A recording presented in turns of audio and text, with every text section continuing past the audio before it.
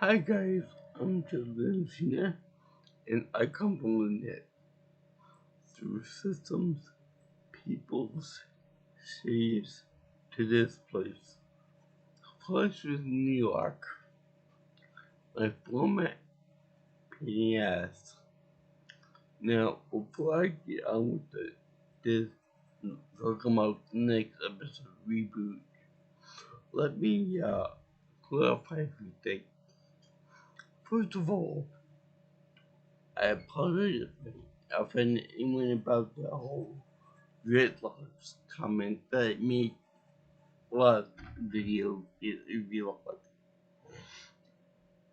like, I like dreadlocks, but I also know that the that dreadlocks are associated with the Rastafarian religion, and they tend to, predominantly be from found, the Rastafarian movement is founded in Jamaica, the island nation, not the part of New York City.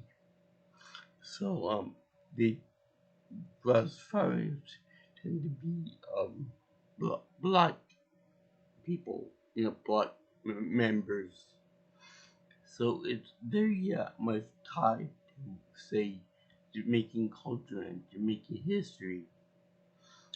So that being said, I view dreadlocks on any other race, people, like a cultural misappropriation type of thing.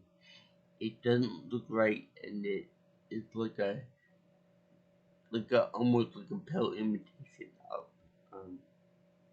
of black culture.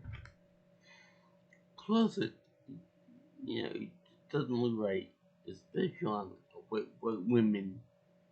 I haven't seen any Asian or Latino people um with dreadlocks. So I can't really comment on that, but I can comment on it the fact that the main character of the show is sporting dreadlocks and chrome dreadlocks, I should say, and being that Megabyte is like portrayed as like a another black guy, a strong black person. I'm gonna assume that blue is more or less the colorful black in this show and reboot universe. That being said, I would consider Bob to be a black man, which is okay by me. Yeah, I mean, like protagonist is fun and all that, but when I looked at the voice actor for Bob, I saw that he was a Canadian guy and he was patient than I am. I don't know how I feel about that. I know that when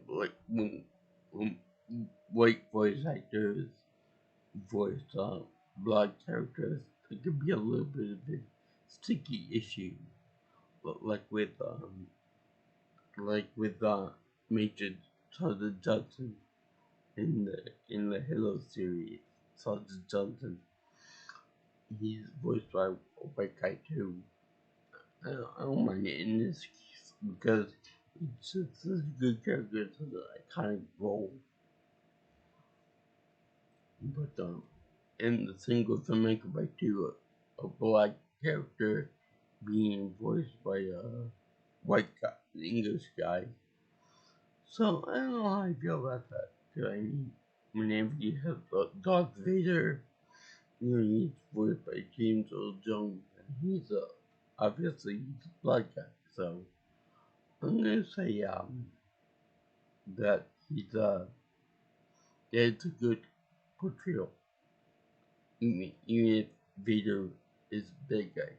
But then he becomes a good guy, and then he becomes a pasty white guy. I don't know. It's weird. It's weird that way. but I definitely associate dreadlocks with black identity. Plus, it's natural for a black person to have dreadlocks because they their hair that could not easily become dreadlocks. It looks proper on them. I think it looks better on a white person for obvious reasons, and it looks like a very poor imitation of what they think is cool. I think that they're just trying to score the with the Rastafarian crowd, trying to be hip and cool. So that's just my own opinion, but you guys can make your own opinion about that. You can probably gonna hate on me for that too, but whatever. Anyway, on with the show. This is the second episode of the first season of Reboot, Racing the Clock, and we are introduced to a stand-up character on this show, Accidental, but I'll get to it in a minute.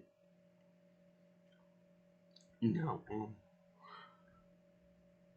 Enzo wants to open up a delivery service, and he does so by advertising for himself, but he uses so many billboards to give the hotel down south south of the border. Reference funny because if anyone went down I-95, they would know that they have like a million billboards, and that's no exaggeration. They really have a ton of billboards, even though the state was below average. Anyway, they have Bob and Dot just ends up in his little office, meaning at the dining chair at the diner. What they have Cecil or Cecil, whatever you prefer, open the door for Dot like a gentleman does, and he slammed the door into Bob's face. And that's particularly funny because he hates Bob for whatever reason. I don't know why. I can't figure out why. And they also show that Enzo has no business, like nobody wants to deliver service except one call, Mr. Megabyte. He wants another favor done for him again, and this time it's deliver a mask to his sweet sister, his twin sister. So that's more, which, like I said, it's awesome in your own right. I'll get to that in a moment. But is the show this more layer on Los Angeles, which is obviously going on Los Angeles. But the show I think it was Hackworth slash which one is the red one. But they show him giving Menzel the package, which isn't supposed to be known who sent it. Through a vid window to him, he receives it. I don't know what kind of technology they're supposed to be mimicking here. A portal of some kind, within system or teleporter or something. But it's too cool as hell, and I want that technology. Anyway, they show Bob, and Dot being concerned over what the package is, and it didn't say, why would anyone send a package to Accidental? She's a crazy unstable virus just causes mayhem and weirdness. So, what is it, a bomb? He said, what is it, a bomb? So she could, yeah, it's a bomb. So when Glitch does the little trick that it turns out that it's uh, a, a package, and it's a mess with a clock on it. Surprise, surprise. So thought that the Ender is too dangerous. They give to Bob, which I don't know if it's an indication. Glitch is on his left hand, his left fist. So I don't know if he's a lefty, if he's left-handed or what, but it's cool. You know that left-handeds are represented. Anyway, they say, you know, how did you do that? Get other people do the work for her. And I don't know. So, little do you know that Scuzzy, successful gets cat, hovering cat, is over there, and, is finally make a bite as he puts a bomb into, the little, mask there. So, what happens next is, Bob goes to Hex's other cycles, which is weird type. It reminds me of an abstract painting, like MTS or something. Because when he goes into Osprey, he disappears and reappears somewhere else upside down, and all cooks and all that stuff. So it's pretty fun. So, they kill Hexa. Now, Hexa is by far my favorite character on the episode, because in the show, because she is, she's, crazy. She gets messed up with a hat. She's basically a witch with her magical technological powers, with, Megwright is more the calm, the, the very physically strong character. Now, also, she's in a slight, bondage type, you know, costume. I'm assuming that these people are naked because they don't have any clothes on. Whereas, um, Bob and Dot and Enzo have clothes on. So I guess it's kid that they're naked and soft. She also has like a crown type thing on her head, you know, behind her head. So there's that. And they show um oh yeah, I should also point out in Todd's design, she looks like she's got a big tooth for her hair. It's kind of weird to explain, but if you see the show, you'll understand what I mean by that. So they show her talking about Bob. Now her introduction is very cool because he is like she is putting on a face, literally put on a face.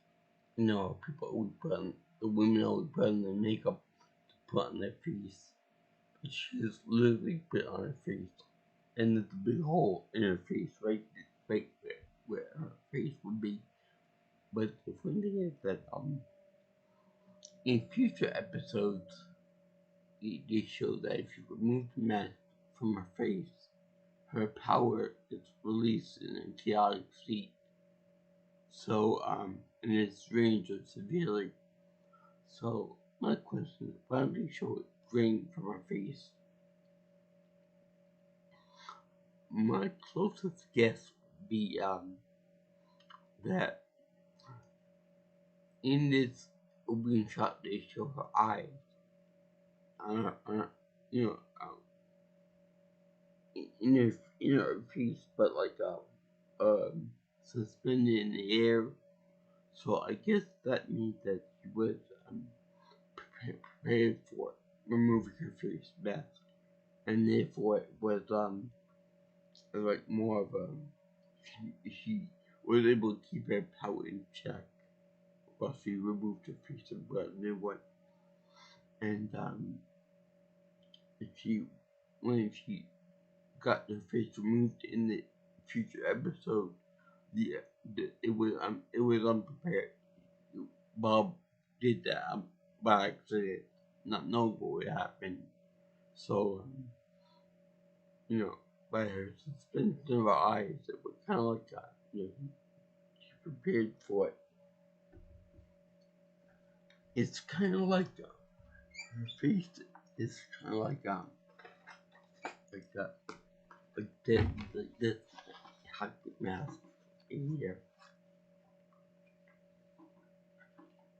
and it's got different mouths on her, mouths on it and stuff, depending on her mood. And her mood is either happy or psychotic. And the psychotic what comes with pointy teeth. And it's very funny and really good. Every time she wants to change her face, she goes like that. Happy, sad, happy, sad, or maniacal. But in this one, she doesn't do that. In this one, she has a voice come out of her holding her face without actually changing any of her face. It also has to do with the fact that she's fragmented, that each move is like a different fragment of her being, more or less. But if I read that one right. So, Scotty goes to see her and gives her the bad news, to which she replies, because she's not ready and her face is so off, she agreed to rift in the floor to make a fall into the energy sea. So that's supposed to represent like the power on the computer or the machine that you use to keep the juice flowing. Well, my question is, why did he fall through the ocean to the ocean to catch a fly? However, what's the point of even showing that's details?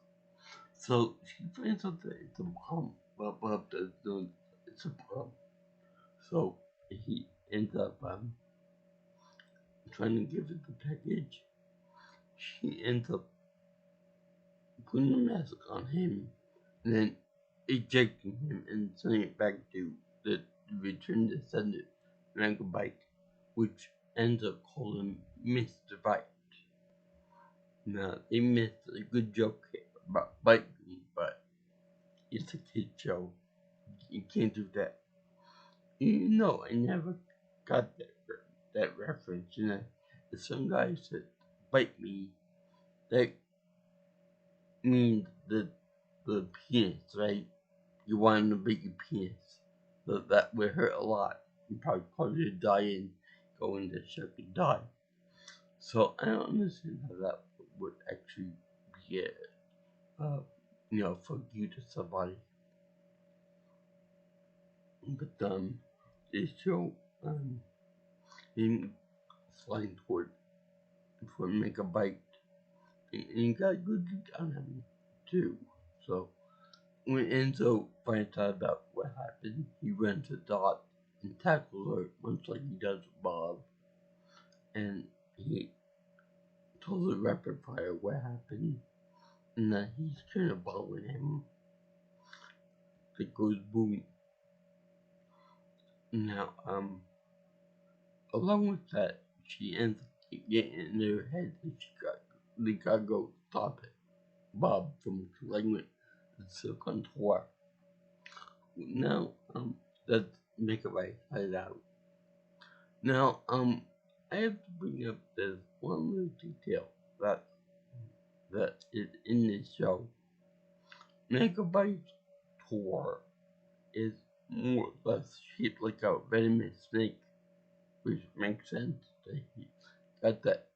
But his ventral layer, on the outside at least, looks like a giant hentai monster penis. Or tentacle penis. I don't know what they would go for, but that's what it looks like to me at least. So they say that he that being a bomb megabyte. I don't think so. That's a trademark phrase. But the thing is, why don't we want a bomb delivered to megabyte when it explodes? You get rid of the problem, the virus. Would it be the kind of power struggle and megabyte would be taken out, and therefore Hex would be able to take over everything?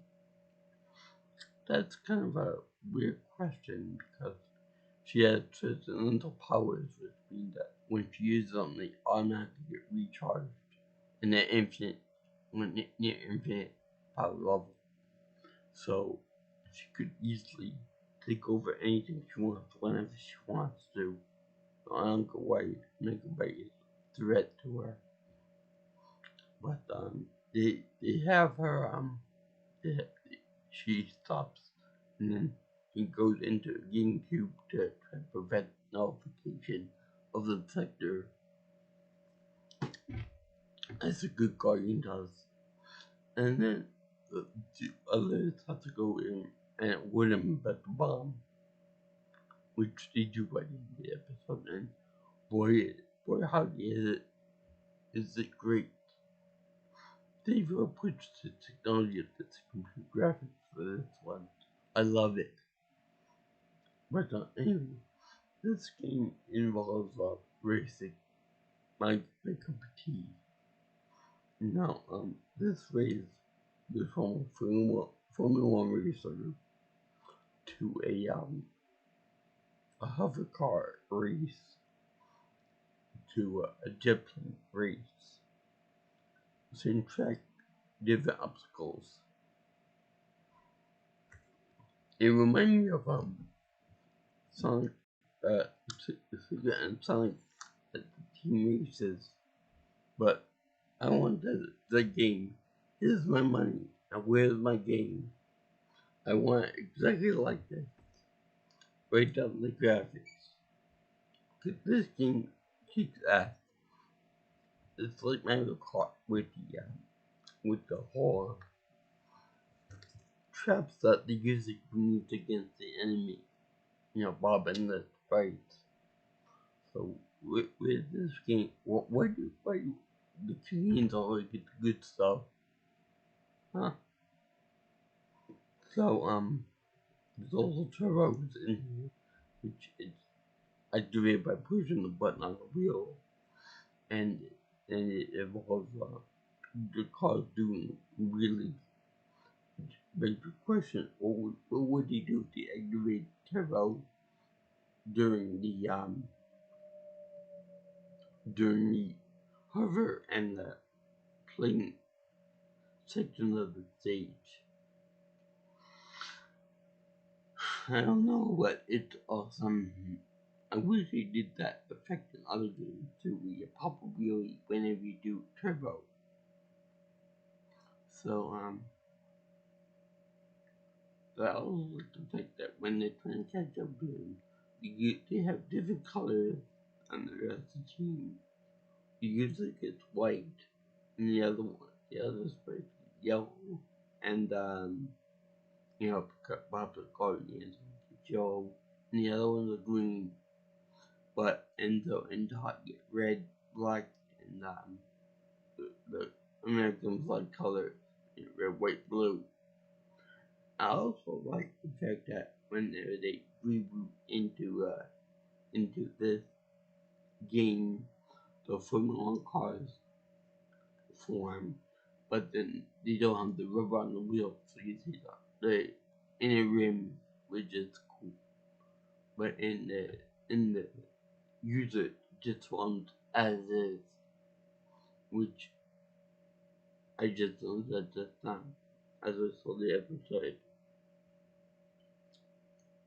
So at some poor driving, Bob ends up going on the back of the pack to the front of the pack, all throughout his swarming around the user's bomb traps and the ram too. And now I love the way they refer to Dot ends up going through the swarm and Dot's every mine because she takes a high route around the top and stuff. And and then she says Dawn refills the kid and then gets blown to pieces by a bomb. Why aren't the lead? I don't know. Maybe it's a main character thing, but they try to get herself on the wheel one Bob because beforehand he said the car is a bomb. Bob thinks they're talking about the car, not the moving type. And he said, yeah, I know it's a bomb. I only got one turbo. That was funny. So they show then getting an idea about going to get the truck to show up that's funky on the track is made by Bosch Built, which is a reference to Peterbilt. There's no actual logos that are copyrighted to the show. Everything all made up. In fact, it's the show is sponsored. The team is sponsored by Dutch Diner. Kind of weird sponsorship, kind of self-indulgent sponsorship there, but whatever.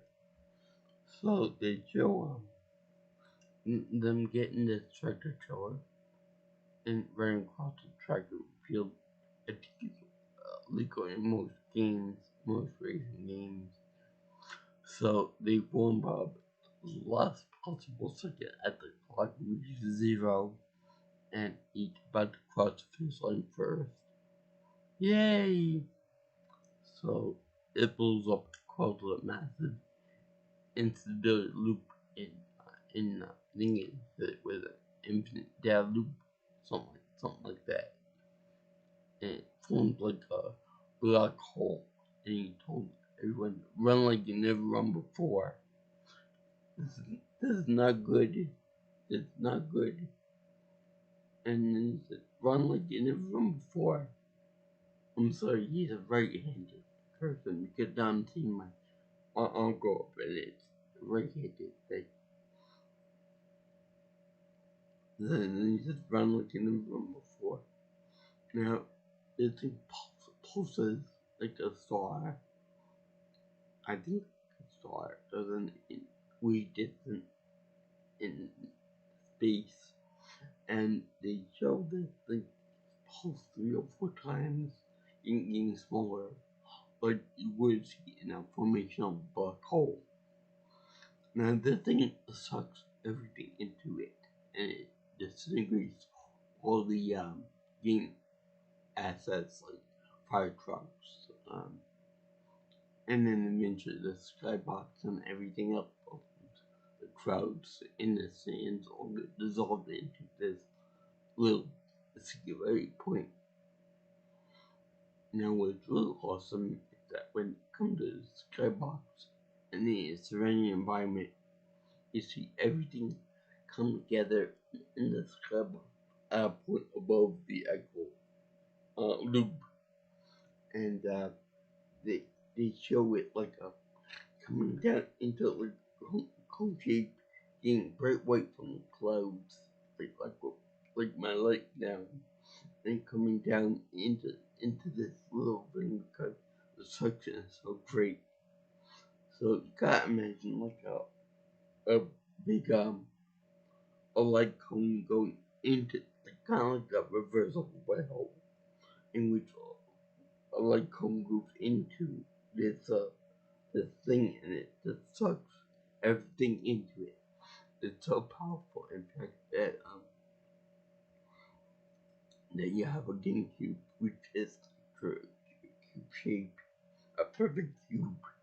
So you see this thing deform the whole cube from the point of suction, and you see the cube actually get deformed into itself like a black hole, but will form inside of a image shape, and it's quite and it shall it you took into this one point, and it's like it's kind of beautiful actually, the way that they show the deformation happening and it's being stuck in this one tight spot, and they show the main characters like struggling against the wall of GameCube, coming into into it, coming out of the GameCube wall, which they always portray the GameCube as being like a solid mass, a solid wall. You'd be like me trying to get through this wall over here or that wall back there. So my guess for that is that because this infant data loop is is siphoning off the energy from the GameCube, it's weakening the wall until eventually there's nothing left.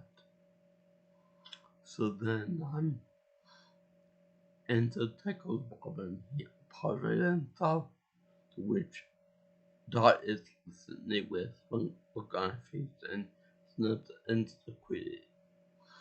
And Bob gives a weird smile to it too.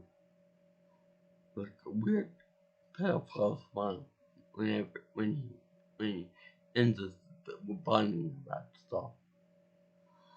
To which everything all happy and stuff.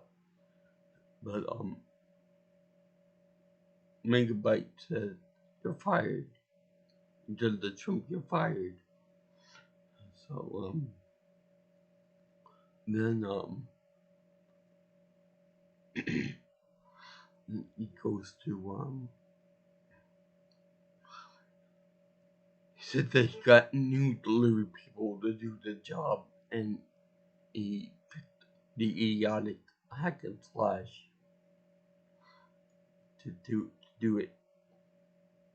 Now they also send a bomb, and she said that she apparently has multiple of the bomb, and it's big as huge bomb like Fat Man lived with it, like it dropped on Hiroshima and Nagasaki. So it explodes on them, and it's hack slash like I don't know how many years. So what it didn't film, I don't know. I can't say, but Megabyte looks so cute in his little high chair with his little ball joint with no legs. I don't understand why anyone just doesn't attack him. Then he seems pretty defenseless, but whatever. And I don't know why they don't have Exodus one try to kill Megabyte. I would imagine she would kill him easily from with long distance attacks. So that was the second episode of the season. One of my favorites for the black hole segment at the end. pretty awesome. Anyway, you can subscribe to my channel if you want to see more of my talking about Reboot and how much I love it.